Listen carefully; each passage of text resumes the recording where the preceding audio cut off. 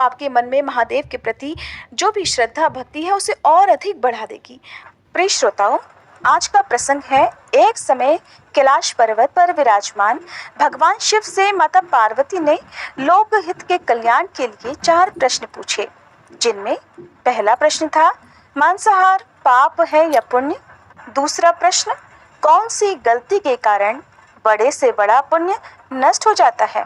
तीसरा प्रश्न, इस संसार में सबसे बड़ी भूख क्या है। चौथा प्रश्न, वह कौन सी चीज है जिसकी जितनी प्रतीक्षा की जाए वह उतनी ही बढ़ती जाती है। तब देवों के देव महादेव ने माता पार्वती के मन में उठे इन प्रश्नों का जिस प्रकार से उत्तर दिया, लोकहित के कल्याण के लिए भगवान शिव ने जिस प्रकार भी इन प्रश्नों का विस्तार पूर्वक वर्णन किया, उस सभी को आप सभी श्रोतागण भी अब इस दुर्लभ कथा के माध्यम से सुनिए। कहा जाता है कि माता पार्वती ने समस्त संसार के कल्याण के लिए भगवान शिव से ये प्रश्न पूछे थे। इसीलिए जो भी आज की इस कथा को प्रसन्न मन से सुनता है, उसके जीवन के सभी कष्ट महादेव की कृपा से दूर हो जाते हैं और ऐसा मनुष्य मोह माया रूपी भवसागर से भी तर जाता है। घर में सुख समृद्धि बनी रहती है, भाग्य के द्वार खुलते हैं, दुर्भाग्य दूर हो जाता है। इसलिए आप सब भी इस कथा को पूरा और प्रसन्न मन से सुनिएगा। तो चलिए अब सुनते हैं आज की ये पुण्यदायी कथा। प्रिय श्रोताओं, अगर आपने हमारे चैनल को अभी तक सब्सक्राइब नहीं किया है तो जरूर कर लीजिएगा, क्योंकि इसी तरह की दुर्लभ कथाएं आपको हमारे चैनल पर लगातार सुनने को मिलेंगी। कैलाश पर्वत पर विराजमान भगवान शिव अपने गणों से घिरे हुए थे। तभी माता पार्वती अपने सखियों के साथ वहां पर आई और बड़े ही प्रेम से भगवान शिव के चरणों में पुष्पांजलि अर्पित करके, उनकी स्तुति करके, उन्हें प्रणाम करके भगवान शिव की प्रदक्षिणा की। इसके बाद वे भगवान शिव के भोजन की व्यवस्था करने के लिए वहां से चलने लगी। तब महादेव ने उन्हें रोकते हुए कहा, हे देवी, आज आपके मन में कोई प्रश्न नहीं आ रहा?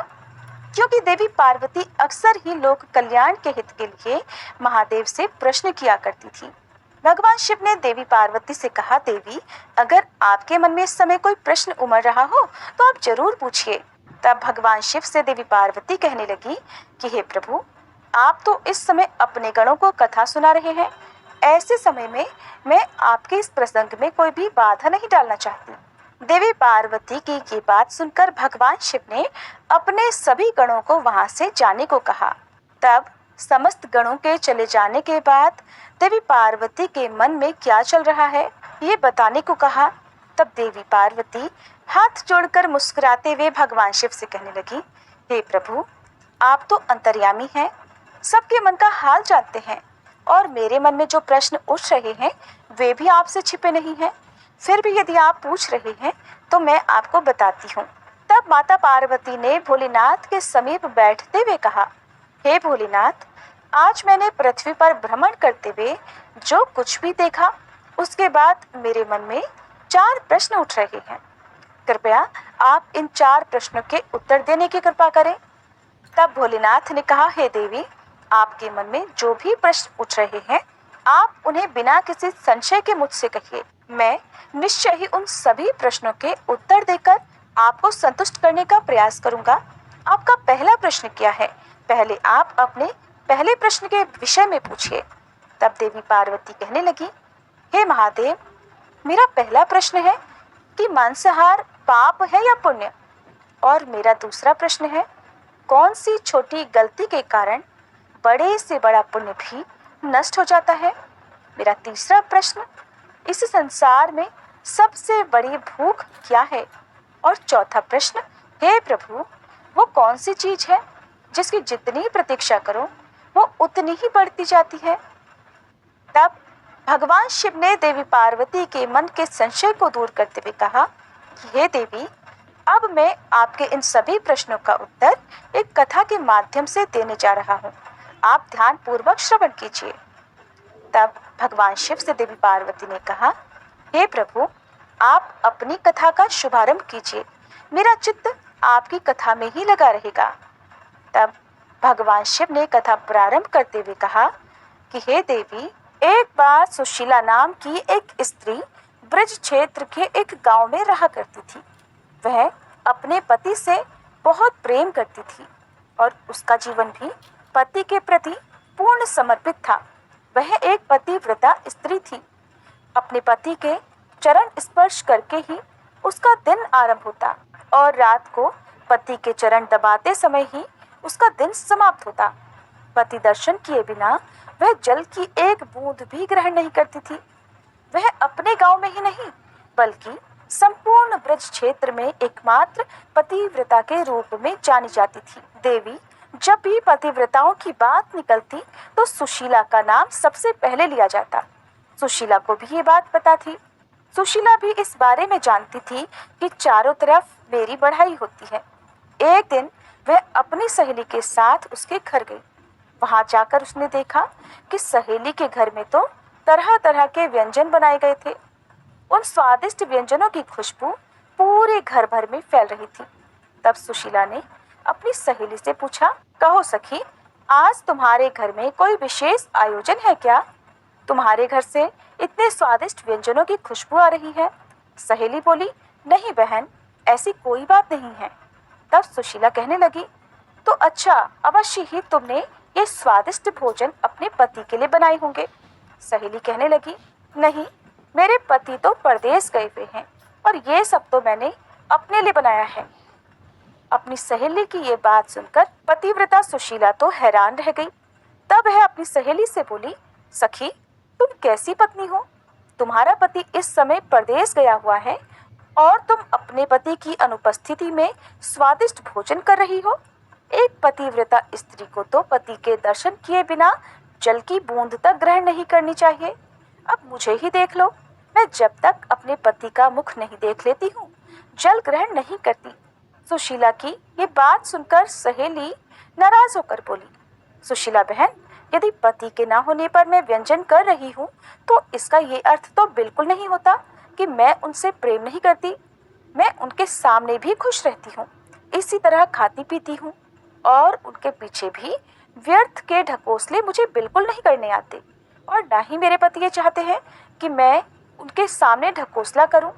वे मुझे स्वस्थ और प्रसन्न देखना चाहते हैं और कहते हैं, मैं इसीलिए तो कमाता हूँ ताकि तुम भूखी ना रहो।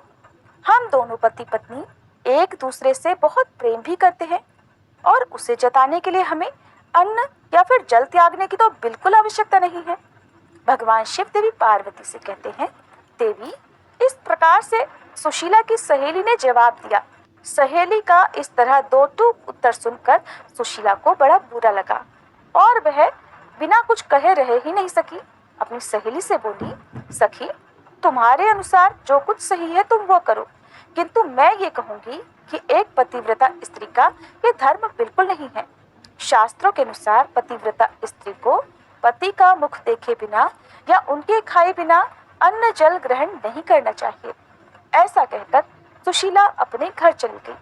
घर आकर उन्होंने ये सारी बात अपने पति को बताई और पूछा, हे पतिदेव, बताइए क्या मैं गलत हूँ? पति सुशीला के अपने प्रति कर्तव्य परायणता और प्रेम से अभिभूत था। वो जानता था कि उसकी पत्नी उससे कितना प्रेम करती है, किंतु ये भी सोचा करता था कि पति के दर्शन किए बिना अन्न या जल ग्रहण करना बिल्कुल भी व्यवहारिक नहीं है। यदि पति एक महीने के लिए कहीं चले जाए तो बिना अन्न जल के भला पत्नी जीवित कैसे रहेगी? अब सुशीला के पति को ये एहसास हुआ कि कहीं उसकी पत्नी का ये पतिव्रता धर्म एकमात्र ढकोसला तो नहीं, कहीं कोई ढोंग तो नहीं। आखिरकार उसने निश्चय किया कि एक दिन वह अपनी पत्नी की परीक्षा अवश्य लेगा। इसके बाद वह सुशीला पर नजर रखने लगा। अब तो अपनी पत्नी की परीक्षा लेने के लिए कभी वह खेत से देर से लौटता, तो कभी स्नान करने में देरी कर देता, तो कभी परोसा हुआ भोजन छोड़कर काम का कोई बहाना करके घर से निकल जाया करता। लेकिन सुशीला हर बार उसकी परीक्षा में खरी उतरी। एक दिन पति ने सुशीला से कहा, आज मेरा मन हलवा पूरी खाने का हो रहा है, तुम तैयार करो, मैं तब तक खेत से लौट कर आता हूँ। ऐसा कहकर पति घर से निकल गया। अब सुशीला बहुत ही प्रसन्न मन से हलवा और पूरी बनाने में लग गई। जब हलवा और पूरी बनकर तैयार हो गए तो उसकी स्वादिष्ट खुशबू से भूखी सुशीला के मुंह में पानी आने लगा। हलवा पूरी तैयार करके वह दरवाजे पर बैठकर अपने पति के आने की प्रतीक्षा करने लगी। प्रतीक्षा करते करते आधा दिन बीत गया। तब कहीं जाकर उसका पति वापस आया। तब उसने अपने पति से कहा कि आप जल्दी से स्नान करके आइए, मैंने कब से आपके लिए हलवा पूरी तैयार करके रखा हुआ है। तब भगवान शिव से देवी पार्वती ने पूछा, हे प्रभु, फिर आगे क्या हुआ ये भी बताइए। तब भगवान शिव ने मुस्कुराते हुए देवी पार्वती से कहा कि देवी, स्नान करने के बाद सुशीला का पति जब आया तब वह अपनी पत्नी से बोला कि तुम थोड़ी देर और इंतजार करो, मुझे कुछ जरूरी काम है, मैं अपने मित्र के पास जा रहा हूँ। ऐसा कहकर वह कोई और बात सुने बिना अपने मित्र के यहाँ चला गया। आने पर वह थका होने का बहाना करके खाना खाने में आनाकानी करता रहा। तब सुशीला अपने पति से कहने लगी कि मैंने इतने मन से आपके लिए हलवा और पूरी बनाकर रखा है, सुबह से रात होने को आई, आपने अब तक खाया क्यों नहीं। अब की बार बहाना बनाते हुए जैसे ही सुशीला का पति घर से बाहर जाने लगा तब घर के ही द्वार पर उसके पति का पैर फिसल गया और वह वहीं पर मूर्छित होकर गिर पड़ा। सुशीला ने अपने पति को हिलाने की बहुत कोशिश की, लेकिन उसने देखा कि उसके पति की तो आंखें फैल चुकी थी। सुशीला समझ चुकी थी कि अब उसका पति इस संसार में नहीं रहा। सुशीला बहुत जोर जोर से करुण विलाप करने लगी। प्रिय श्रोताओं, महादेव की ये बात सुनकर देवी पार्वती सहम गई और उन्हें सुशीला के प्रति सहानुभूति होने लगी। तब भगवान शिव से उन्होंने पूछा, हे महादेव, फिर आगे क्या हुआ। तब भगवान शिव ने कहा, देवी, पति की मृत्यु का दुख सुशीला को बहुत था, लेकिन सुबह से रात होने तक भूखी बैठी सुशीला के मन में अब सुबह बनाए गए हलवा और पूरी घूमने लगे। अचानक वह रोते रोते चुप हो गई और मन में सोचने लगी, मेरा पति तो मर चुका है, अगर जोर जोर से रोऊंगी तो आस पड़ोसी सब एकत्रित हो जाएंगे और फिर सुबह से मैंने हलवा और पूरी बनाकर रखा है, फिर तो उसे खाने का अवसर भी प्राप्त नहीं होगा। क्यों ना पहले मैं हलवा पूरी ही खा लूं, उसके बाद ही मैं अपने पति की मृत्यु पर विलाप करूंगी। ऐसा सोचकर सुशीला रसोई घर में जाकर झटपट हलवा और पूरी खाने लगी। भगवान शिव देवी पार्वती से कहते हैं, देवी, दरअसल सुशीला का पति उसकी परीक्षा ले रहा था। वह वास्तव में मरा नहीं था, बल्कि वह तो चुपके चुपके सुशीला को देख रहा था।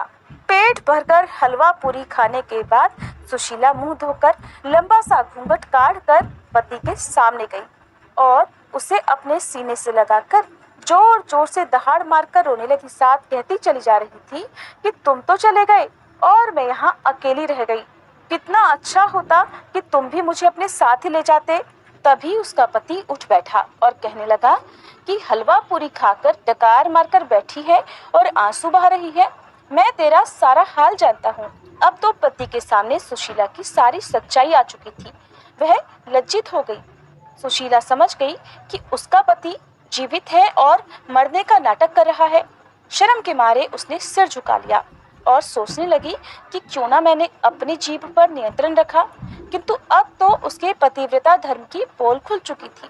भगवान शिव कहते हैं, देवी, इस दिन के बाद से उसने कभी भी अपने पतिव्रता होने का ढोंग नहीं पीटा। प्रिय श्रोताओं, ऐसा कहने के बाद भगवान शिव देवी पार्वती से कहते हैं, देवी, आपके बाकी तीनों प्रश्नों के उत्तर भी इस कथा में है। आपका पहला प्रश्न ये था कि कौन सी भूल के कारण बड़े से बड़ा पुण्य भी नष्ट हो जाता है, तो देवी, इसका उत्तर है ढिंढोरा पीटना। अगर कोई भी मनुष्य कोई भी पुण्य करता है, चाहे वो छोटा हो या बड़े से बड़ा पुण्य हो, अगर वह उसका ढिंढोरा पीटता है, हर तरफ गुणगान किए फिरता है, तो उसका वह पुण्य नष्ट हो जाता है। चाहे व्यक्ति कितना भी प्रयास करे, उसने यदि बड़े से बड़ा पुण्य भी किया हुआ हो तो उसे कभी भी उसका गुणगान नहीं करना चाहिए, नहीं तो वह उसी क्षण नष्ट हो जाता है। ऐसे पुण्य का कभी भी कोई फल नहीं मिलता। देवी पार्वती, अब आपका दूसरा प्रश्न ये है कि संसार में सबसे बड़ी भूख क्या है, तो हे देवी, इस संसार में सबसे बड़ी भूख है भोजन। और आपका तीसरा प्रश्न था कि वह कौन सी चीज है जिसकी जितनी प्रतीक्षा करो वो उतनी ही बढ़ती जाती है, तो हे देवी, इसका उत्तर भी भूख है। जिसकी जितनी प्रतीक्षा करो भूख उतनी ही बढ़ती जाती है। जिस तरह सुशीला की भूख लगातार बढ़ती ही गई, देवी पार्वती ने कहा, प्रभु आपने 3 प्रश्नों का उत्तर तो दे दिया, जिनके उत्तर सुनकर मैं अत्यंत संतुष्ट हूँ, लेकिन मेरा चौथा प्रश्न अभी शेष है। कृपया उसका भी उत्तर देने की कृपा करें। तब देवी पार्वती से भगवान शिव ने कहा कि देवी, इस विषय में भी मैं आपको एक कथा सुनाता हूँ, जिसे आप बहुत ही ध्यान से सुनिएगा। हे पार्वती, वह कथा इस प्रकार है। मेरी इस छोटी सी कथा को सुनने के बाद तुम ही उत्तर देना कि मांसाहार पाप है या पुण्य। एक बार मगध देश में खाद्य संकट खड़ा हो गया, तो अन्न का उत्पादन बहुत कम हो रहा था। अब राजा को चिंता हुई कि अगर इस समस्या का बहुत जल्दी समाधान नहीं किया गया तो इकट्ठा अनाज कोष भी खत्म हो जाएगा और भीषण अन्न संकट उपस्थित हो जाएगा। तब सम्राट ने अपनी राज्यसभा में कुछ विद्वानों से पूछा कि देश में व्याप्त अन्न समस्या को सुलझाने के लिए सबसे सस्ती वस्तु क्या है। मंत्रीगण सोचने लगे। चावल, गेहूं, सब्जी इत्यादि इन पदार्थों को उगाने के लिए बहुत अधिक मेहनत लगती है, तभी वह प्राप्त होते हैं। जब प्रकृति का प्रकोप ना हो तो ऐसे में कुछ सस्ता हो ही नहीं सकता। तब भगवान शिव कहते हैं, हे देवी, शिकार का शौक रखने वाले एक मंत्री ने सोचा कि यही सबसे उत्तम अवसर है, क्यों न अंधाधुंध शिकार करने के लिए राजा की आज्ञा ले ली जाए। तब उसने भरी सभा में कहा कि महाराज, सबसे सस्ता खाद्य पदार्थ है मांस। इसके लिए धन भी खर्च करने की जरूरत नहीं और पौष्टिक खाना भी मिलता है। उन सभी सामंतों ने उस शिकारी मंत्री की इस बात का भरपूर समर्थन कर दिया, लेकिन राजा के प्रधानमंत्री अभी तक चुप थे। सम्राट ने अपने प्रधानमंत्री को चुप देखकर पूछा, क्यों प्रधानमंत्री महोदय, आप इस बात से सहमत नहीं हैं क्या? आपने अपना कोई मत नहीं दिया। तब प्रधानमंत्री ने कहा, महाराज, मैं ये बिल्कुल भी सही नहीं मानता कि मांस सबसे सस्ता खाद्य पदार्थ है। फिर भी इस विषय में मैं कल आपके सामने अपने विचार रखूंगा। राजा के प्रधानमंत्री बहुत ही विद्वान थे। उसी रात में वह प्रधानमंत्री उस मांसाहार का प्रस्ताव रखने वाले सामंत के घर पहुंचे। सामंत ने इतनी रात को प्रधानमंत्री को अपने घर पर आया देखा तो घबरा गया और किसी अनिष्ट की आशंका से वह सहम गया। तब राजा के प्रधानमंत्री ने उस सामंत से कहा कि अभी अभी शाम के समय महाराज बीमार हो गए हैं और उनकी हालत बहुत खराब है, और राजवैद्य ने कहा है कि अगर किसी शक्तिशाली का 2 तोला मांस मिल जाए तो राजा के प्राण बचाए जा सकते हैं। आप महाराज के सबसे विश्वास पात्र हैं, इसलिए आपसे योग्य भला कौन होगा। इसके लिए आप जो भी मूल्य लेना चाहेंगे आप ले सकते हैं। अगर आप कहें तो इस नेक काम के लिए मैं आपको 1 लाख स्वर्ण मुद्राएं भी दे सकता हूँ, या आप एक बड़ी जागीर भी अपने लिए मांग सकते हैं। बस आप तो अपनी इच्छा कहिए, मैं अपनी इस तलवार से आपके हृदय को चीरकर बस 2 तोला मांस निकाल लूंगा। प्रधानमंत्री की ये बात सुनकर तो सामंत के चेहरे का रंग ही उड़ गया। अब वह सोचने लगा कि जब वह जीवित ही नहीं रहेगा तो लाख स्वर्ण मुद्राओं को लेकर क्या करेगा, और ये इतनी बड़ी जागीर भी भला उसके किस काम आएगी। वह डर के मारे झटपट अंदर भागा और अपनी तिजोरी से 1 लाख स्वर्ण मुद्राएं लेकर आया और प्रधानमंत्री को देकर उसके पैर पकड़ लिए और गिड़गिड़ाते हुए बोला, श्रीमान जी, मैं आपकी 1 लाख मुद्राओं में से अपनी 1 लाख मुद्रा और मिलाता हूँ। इस पैसे से आप किसी और सामंत के हृदय का मांस खरीद लीजिए, किंतु मुझे मेरी जान वापस दीजिए, और ये बात किसी को पता न चले, मैं आपसे आग्रह करता हूँ। प्रधानमंत्री जी समझ चुके थे। अब वह उस सामंत को थोड़ी और मानसिक पीड़ा देना चाहते थे, उसे और सबक सिखाना चाहते थे। प्रधानमंत्री ने कहा, सामंत जी, आप शरीर से तो हष्ट-पुष्ट हैं और आपकी कदकाठी भी महाराज से मिलती जुलती है, इसलिए राजवैद्य ने खास तौर पर आपका ही नाम लिया है, और हमारे राजवैद्य ने आपका ही नाम लिया है, इसलिए आपके दान से हमारे राजा की जिंदगी बच सकती है। इसलिए अगर आप कहें तो मैं आपको प्रधानमंत्री का पद देने के लिए भी तैयार हूँ और खुद आपका कर्मचारी बनकर आजीवन आपकी सेवा करूँगा, लेकिन प्रजा से हमारे राजा को ना छीने। भगवान शिव देवी पार्वती से आगे कहते हैं, हे पार्वती, सामंत तो अपने आप में फंसता हुआ दिख रहा था। उसने शरीर पर अंगवस्त्र रखकर अपने जूते भी पहन लिए। जैसे ही वो वहां से भागने चला, तुरंत ही प्रधानमंत्री के पैरों में लेट गया।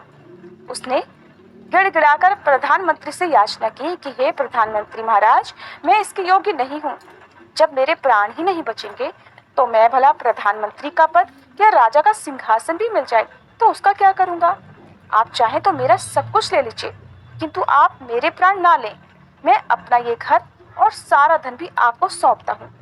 मैं आपको विश्वास दिलाता हूँ कि आज ही रात को इस राज्य से भी निकल जाऊंगा। ऐसा कहकर वह अपने घोड़े की ओर भागा और जैसे ही वह अपना घोड़ा उठाने लगा तभी आवाज आई कि अभी अभी तो तुम अपने पीछे अपने परिवार को भी छोड़कर जा रहे हो। तब सामंत बोला, मेरे प्राण से बढ़कर मेरे लिए और भी कुछ प्रिय नहीं है। अरे जब ये जीवन ही नहीं रहेगा तो मैं परिवार का क्या करूंगा? अगर जीवन रहा तो ऐसे ही सुखी रह लूंगा। ऐसा कहकर सामंत घोड़े पर सवार होकर वहां से चलने ही वाला था कि प्रधानमंत्री ने घोड़े की डोर पकड़ ली और वह सामंत से बोले कि भागने की जरूरत नहीं है, आप आराम से घर में ही रहो, मैं किसी और को पकड़ने का प्रयास करता हूँ। ऐसा कहकर प्रधानमंत्री वहां से चले गए। प्रधानमंत्री के वहां से जाने पर सामंत के बेचैन हृदय को थोड़ी शांति मिली। अब उसका डर कुछ कम हुआ। वह रात को बिस्तर पर लेटा, लेकिन मारे घबराहट के उसकी नींद भी उड़ चुकी थी। उधर प्रधानमंत्री उन मुद्राओं को लेकर बाकी सामंतों के पास पहुंचे और राजा की जान बचाने के बदले में 2 तोला मांस मांगा, लेकिन सभी सामंतों ने अपने प्राण बचाने की गुहार लगाई। किसी ने भी राजा के लिए अपने मांस का दान नहीं दिया, बल्कि प्रधानमंत्री से अपनी जान बख्शने के लिए, अपने बचाव के लिए सबने 1-1 लाख और मुद्राएं दे दी। इस प्रकार प्रधानमंत्री ने एक ही रात में करोड़ मुद्राएं जमा कर ली। फिर सुबह होने से पहले ही प्रधानमंत्री अपने महल में पहुंच गया। अगले दिन राज्यसभा में सभी सामंत समय से पहले ही पहुंच चुके थे। सभी ये जानना चाहते थे कि राजा स्वस्थ है या नहीं, लेकिन कोई भी किसी से भेद नहीं खोलना चाहता था। सबको राजवैद्य की तलाश थी, उनसे ही कोई सूचना मिल सकती थी। भगवान शिव देवी पार्वती से कहते हैं, हे पार्वती, इधर प्रधानमंत्री ने सैनिकों को आज्ञा दे रखी थी कि जब तक महाराज राज्यसभा में न आए किसी भी सामंत को महल से बाहर जाने की आज्ञा न दी जाए। सभी सामंतों ने देखा कि राजा तो कहीं से भी अस्वस्थ नहीं लग रहे थे, उन्हें तो कुछ हुआ ही नहीं था, यानी कि प्रधानमंत्री ने उनसे झूठ बोला था। अब हर सामंत के मन में यही विचार चल रहा था, लेकिन कोई भी किसी और को कुछ बोल नहीं पा रहा था। तभी प्रधानमंत्री ने राजा के सामने 1 करोड़ स्वर्ण मुद्राएं रखी। राजा ने पूछा, प्रधानमंत्री, ये स्वर्ण मुद्राएं किसके लिए हैं और कहां से आई हैं? तब प्रधानमंत्री ने कहा, महाराज, 2 तोला मांस के लिए इतनी धनराशि जुटाई है, लेकिन मांस नहीं मिल सका। अपनी जान बचाने के लिए सामंतों ने ये मुद्रा दी है। अब आप ही विचार कीजिए कि मांस कितना सस्ता है। राजा को ये बात समझ में आ गई और उन्होंने प्रजा को अतिरिक्त मेहनत करने का निवेदन किया। अब राजा के अनाज भंडार से अनाज निकालकर श्रमिकों को दे दिया गया। उन्होंने पौष्टिक सब्जियों की खेती का तुरंत आदेश दिया और प्रधानमंत्री द्वारा इकट्ठी की गई वह 1 करोड़ स्वर्ण मुद्राएं भी इसी काम के लिए और श्रमिकों के कल्याण के लिए खर्च कर दी गई, जिससे कि प्रजा का भी कल्याण हुआ और पौष्टिकता भी मिली। कुछ समय बाद मौसम अनुकूल हुआ और दैवयोग से वर्षा हुई, खेती लहलहाने लगी। इस प्रकार राज्य से खाद्य संकट दूर हो गया। भगवान शिव देवी पार्वती से कहते हैं, हे देवी, ये आपके चौथे प्रश्न का उत्तर है कि मांसाहार सरासर पाप है। जीव जीव को मारकर खा रहे हैं, उन्हें तो प्राण बचाने का अवसर तक नहीं मिलता। बर्बरता सिर्फ वही नहीं है जहाँ पर मनुष्य का रक्त बहता है, बल्कि बर्बरता तो उससे भी कही जाती है जहाँ स्वार्थ के लिए, अपना पेट भरने के लिए किसी जीव की हत्या की जाए। अंत समय में जीवन भर के पापों के लिए जीवन भर कुकर्म करने की कोशिश करते हैं, परंतु मनुष्य ये भूल जाते हैं कि जब वह जीव जीवित ही उनके लिए काटा गया और वह तड़पता रहा, तब ऐसे जीव के द्वारा मिला हुआ श्राप उसे इस जन्म में ही नहीं बल्कि अगले जन्म में भी भुगतना पड़ेगा और वह श्राप पीछा करता ही रहेगा। किसी भी जीव को मारकर खाना सरासर पाप है। मनुष्य योनि सभी योनियों में सर्वश्रेष्ठ है, उसे हर चीज का ज्ञान है। मनुष्य को यह अधिकार नहीं कि वो किसी जीव पर हिंसा करे, उसे मारे या उसे खाए। तो हे पार्वती, मैं आशा करता हूँ कि आपके चारों प्रश्नों का उत्तर अब आपको मिल चुका होगा। आप भी इससे संतुष्ट होंगी। महादेव की ये बात सुनकर देवी पार्वती कहती हैं, हे महादेव, आपको कोटि कोटि धन्यवाद। आपके इन चारों उत्तरों से मैं बहुत अधिक संतुष्ट हूँ। मेरा मन भी अति प्रसन्न है। मुझे अपने सभी प्रश्नों के उत्तर मिल गए हैं। तो प्रिय श्रोतागणों, इस प्रकार से माता पार्वती को अपने प्रश्नों के उत्तर मिल जाते हैं। प्रेम से बोलिए भोलेनाथ की जय, माता पार्वती की जय। आशा करती हूँ ये कथा आपको पसंद आई होगी। अगर ये कथा आपको अच्छी लगी हो तो आप वीडियो को लाइक करके कमेंट बॉक्स में भोलेनाथ की जय जरूर लिखिएगा।